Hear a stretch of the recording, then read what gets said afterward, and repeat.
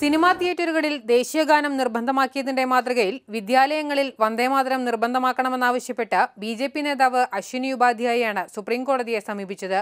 നേരത്തെ ദേശീയഗാന കേസിനൊപ്പം അപേക്ഷ പരിഗണിക്കാൻ കോടതി തീരുമാനിച്ചിരുന്നു.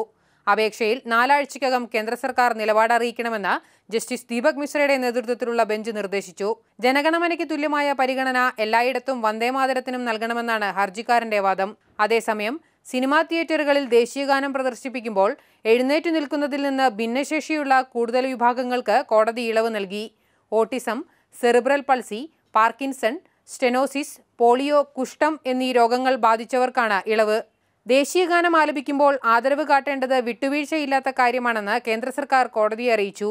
ഇക്കാര്യത്തിൽ കോടതിക്ക് ഉത്തരവിറക്കേണ്ടി വന്നത് ദൗർഭാഗ്യകരമാണ്.